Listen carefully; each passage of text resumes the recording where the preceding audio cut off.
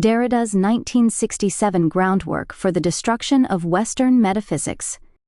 This essay is almost entirely based on a single subsection of a chapter of Jacques Derrida's book of Grammatology 1967.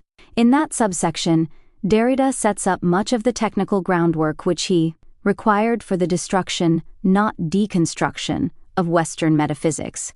This was the great epoch which Derrida challenged. Within it, we also had the narrower epoch of Christian creationism and infinitism. The destruction of the book is now underway in all domains, and violence against the book is necessary. The passage above is from the last paragraph of the subsection, the program, of the chapter, the end, of the book and the beginning of writing, which can be found in Derrida's book of Grammatology. Derrida versus Western Metaphysics. It must immediately be said that Jacques Derrida made much of the fact that he never claimed to have escaped or transcended Western metaphysics. Indeed, he believed this to be impossible, or, using his own words, the metaphysical notions discussed below were deemed to be necessary and, at least at present, nothing is conceivable for us without them. So Derrida's deconstruction of Western metaphysics didn't mean that he had somehow escaped it. Instead, he claimed to have demonstrated the systematic and historical solidarity of the concepts and gestures of thought that one often believes can be independently separated. Derrida deemed Western metaphysics to be a system that is much as languages, however broadly construed, can be deemed to be systems. That's why Derrida argued that once we bring in a single metaphysical concept into the discussion, then we've automatically brought in the entire syntax and system of Western metaphysics. So did Derrida create a system in order to deconstruct another system that is Western metaphysics? Did he also require a metanarrative in order to question this bigger system, which included all previous metanarratives? As already hinted at, there's no doubt that Derrida's aim was, as it's often put, radical. Indeed, he even out-radicalized the tradition that professed to withdraw meaning, truth, presence, being, etc., from the movement of signification. According to Derrida, this was the tradition that treated as suspect, as I just have, the difference between signified and signifier. Derrida was more radical, according to himself at least, because he carried out his own deconstruction, not in order to offer his own present truth, anterior, exterior, or superior to the sign, or in terms of the place of the effaced difference, but to question even the deconstruction itself. This can be interpreted as Derrida's one-upmanship against philosophers who were already radical. In detail, according to Derrida, such philosophers didn't believe that meaning, truth, etc. belonged to signification, written words, etc. However, they did reject the difference between signified and signifier in that the signified was already deemed to be polluted by the signifier. Yet, according to Derrida, such philosophers were still playing the same old metaphysical game. That is, they were still offering their own present truth in place of the old truth. To Derrida, the present truth needed to be questioned too. Indeed, it's because of this that the work of deconstruction, its style, remain by nature exposed to misunderstanding and non-recognition. One philosophical consequence of these positions, that is of both the old questioners and Derrida himself, is that deconstruction itself is bound to be misunderstood and misrecognized. So isn't it odd that Derrida himself got so hot under the collar about the misinterpretations of his own work, as well as of deconstruction generally? According to the logic of his own philosophy, there is no meaning, truth, understanding, recognition, etc. to be had when it comes to deconstruction.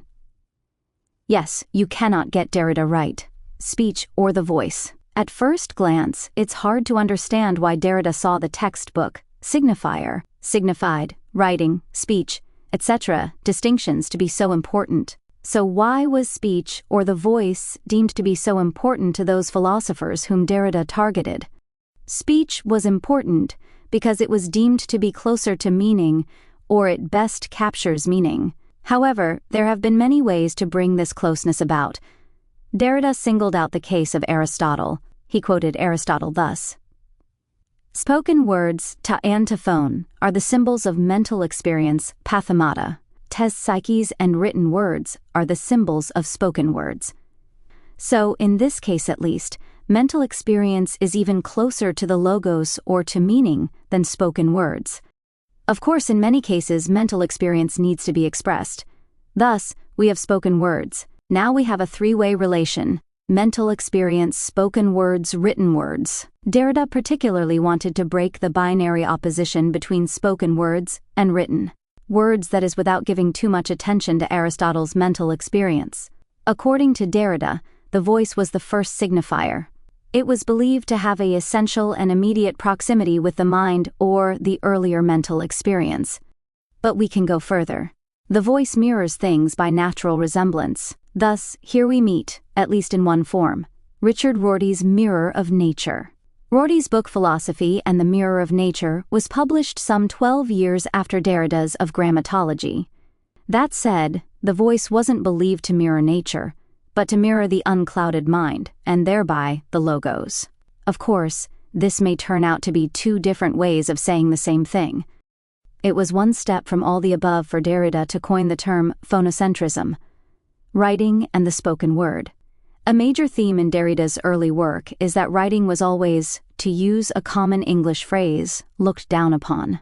It was seen to be inferior to the spoken word, or, to use Derrida's technical prose, writing was deemed to be a secondary and instrumental function. In simple terms, writing was a translator of a full speech.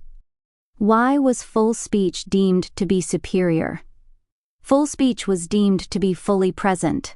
In more detail, it was deemed to present to itself, to its signified. More importantly, the spoken word, unlike the written word, is shielded from interpretation. It must be noted here that the technical term writing is applied across the board. According to Derrida, it includes cinematography, choreography, of course, but also pictorial, musical, sculptural works. Indeed, Owen might also speak of athletic writing, and with even greater certainty of military or political writing. Derrida didn't go into detail on this, at least not in the chapter focused on in this essay, but readers can conclude that these are examples of writing, because writing somehow infects all of them. In simple, non-Derridian terms, cinematography, choreography, pictures, music, and sculptural works must be infected, because it's hard to imagine how they could so much as exist without prior, in non-Derridian terms, speech and words. Choreography, for example, requires spoken, written instructions, spoken, written details, stories, etc., and those instructions, details, stories, etc., can't uphold the superiority of, in Derrida's terms again, speech. Everything just said is more obviously true of political writing. Derrida bounced off two philosophers in respect to the above, Plato and Rousseau. They did much to set up the particular binary opposition of speech and writing. Of course, it can be found elsewhere too, and Derrida mentions the rationalists of the 17th century. In fact, the entire history of Western metaphysics is guilty of binary thinking. In terms of Rousseau, as quoted by Derrida, writing was the supplement to the spoken word. Thus, here we have the opposition spoken word, writing again. Derrida questions whether or not writing was in fact a supplement to the spoken word. At first blush, at least, surely the spoken word did come before writing. However, despite the details of history in Derrida's of Grammatology, he wasn't questioning the chronology here. It can be assumed, then, that Derrida did accept that, historically, the spoken word came before writing. How could he not do so? That wasn't his point. His point is that when both writing and the spoken word exist together, it's as if the chronology were irrelevant. Signifier, signified, and saucer. Derrida represented the relations between a signifier, a signified, and the logos in the following passage. A sign signifying a signifier itself, signifying an eternal verity. Eternally thought and spoken in the proximity of a present logos. In Derrida's philosophy, a signifier can only signify another signifier, not anything external to writing, but, in the old style, a forgive the phrasing signifier signified a signified, which is in proximity to a present logos. Derrida poetically said that it was believed by philosophers that the signified experiences a fall in its journey to the voice, and then to the signifier. He used the word fall because this process was represented in medieval theology. What's more, the voice was deemed to be much closer to the face of God than writing. As just seen, Derrida questioned binary oppositions when it came to the specific and important example of Ferdinand Saussures' signifier and signified. So despite Saussures' belief that the signifier and the signified are two faces of one and the same leaf, it's still the case that his notion remains therefore within the heritage of that logocentrism, which is also a phonocentrism. It does so by virtue of the very fact that Saussure set it up as an opposition. Derrida, on the other hand, didn't privilege one half of this opposition, or any other opposition. He rejected the opposition itself. So Derrida interpreted Saussure as still privileging one half of his own opposition. In Derrida's own words, Saussure's signifier still has a absolute proximity of voice and being, of voice and the meaning of being, of voice and the ideality of meaning. Another way of looking at this is to say that the very use of the word signified suggested to Derrida that Saussure believed that the signified, exists. Derrida, on the other hand, believed that it didn't exist. In other words, we don't have two faces of one and the same leaf, we only have one thing. However, that one thing isn't the signifier either. That's because a signifier signifies something. To Derrida, that meant that we couldn't simply erase the signified and be happy with the signifier. Instead, because they're two faces of one and the same leaf, then both must go. Of course, that mean that Derrida never used the words signifier and signified. The play of the sign. Derrida wanted to free the signifier from the signified. Once the signifier or writing is free, then we have an advent of play. This play is what we have when written words are no longer obedient to the signified or to the logos. Indeed, when Derrida wrote these words, he believed that today such a play is coming into its own. That meant that the circulation of signs is no longer regulate. To truth, the world, meaning, facts, etc. Truth, the world, meaning, etc. are all polluted or liberated by the frank acknowledgement that they don't exist outside the play of the sign. Moreover, if you take Derrida's position to its logical conclusion, which Derrida himself did, then the very concept of sign has to go. That's because you can't have a sign without what that sign is a sign of. And what a sign is a sign of is itself already polluted by other signs, as well as by play. Books and texts. Another important duo of technical terms Derrida used is book and text. They are everyday words which were given a technical meaning. Put in simple terms, something which Derrida never did, a book's contents are or were deemed to be about the world, reality, things, events, facts, etc. Texts, on the other hand, are about other texts. In Derrida's of grammatology, books are also supposed to be about the signified, whereas texts are about the signifier. In a controversial sense, the use of the technical term text is a commitment to some kind of linguistic idealism, whereas, to be crude, a belief in books commits readers to some kind of metaphysical realism. Rather dramatically, Derrida announced the death of the book, and as a corollary of that death, there must have been a death of speech, or of so-called full speech too. That's if one accepts Derrida's entire philosophy. Yet Derrida did write that death of speech is of course a metaphor here. In other words, of course speech isn't dead. How could it be? Instead, the superior status of speech vis-à-vis writing is questioned and then rejected. Or, in Derrida's prose, we must think of a new situation for speech in which it will be subordinate within a structure that is a structure which includes writing and texts. According to Derrida's logic, however, writing and texts, like the signifier earlier, won't thereby become the superior part of this structure, or a new archon. That's because there are no such things as full speech and books in the first place. Thus, there is no place for a hierarchy if parts of that hierarchy don't exist in the first place. In the end, then, There can't be an opposition between speech and writing, book and text, signified and signifier, etc. either. But let's backtrack a little here. The logos. Derrida claimed that in the tradition of Western metaphysics, all metaphysical significations have their source in that of the logos. So what is the logos? Derrida describes the logos in all sorts of ways. In the paragraph from which the words just quoted come from, Derrida was talking of the logos, in the pre-Socratic or the philosophical sense, in the sense of God's infinite understanding, or in the anthropological sense, in the pre-Hegelian or the post-Hegelian sense. That's a lot of senses. Derrida must have believed that all these senses shared something.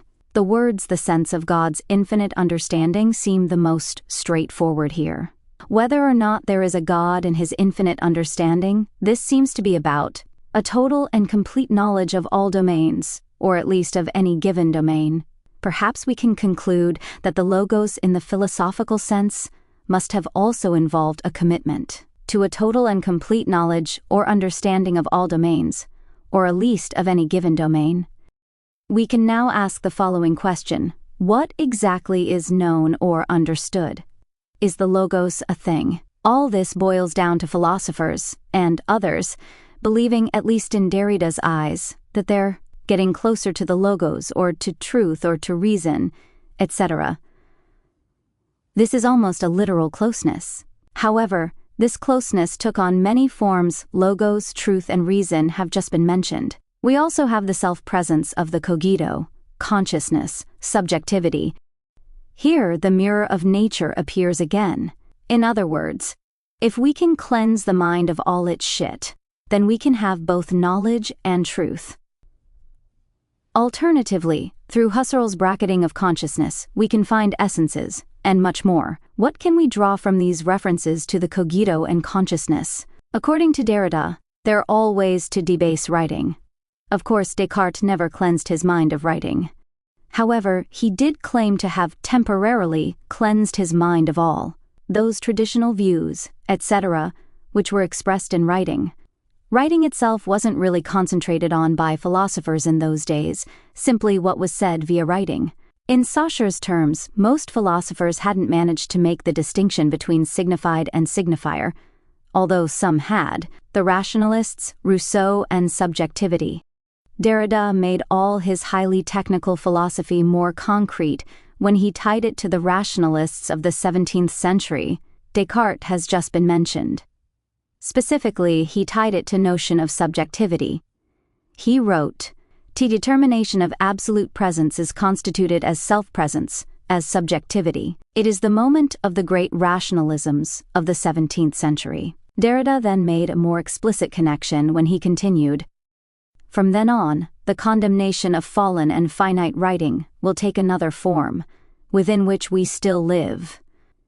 To sum up the above in very simple terms, the rationalists tied subjectivity to the logos. Writing, on the other hand, was still distanced from the logos.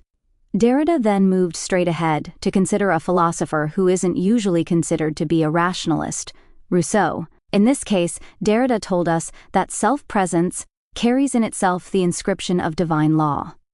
See here. Indeed, Derrida said that Rousseau explicitly condemned writing. This is unlike all the other philosophers Derrida considers, except, perhaps, Plato.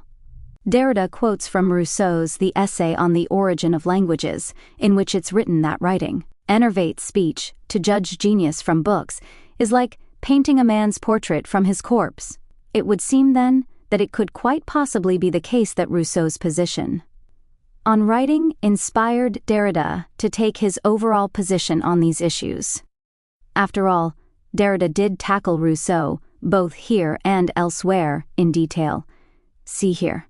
All that said, Derrida also showed us that Rousseau qualified his own position when he brought in the notion of, to use Derrida's words, natural writing.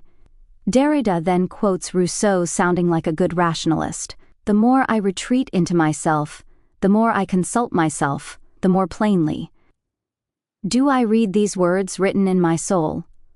I do not derive these rules from the principles of the higher philosophy. I find them in the depths of my heart, written by nature in characters which nothing can efface. In many ways, this is all very similar to Rousseau's fellow Frenchman, Descartes. Derrida himself classed it as a Platonic position. Derrida destroys truth too. Derrida wanted to inaugurate the destruction of all the significations that have their source in that of the Logos. Derrida used the term deconstruction here.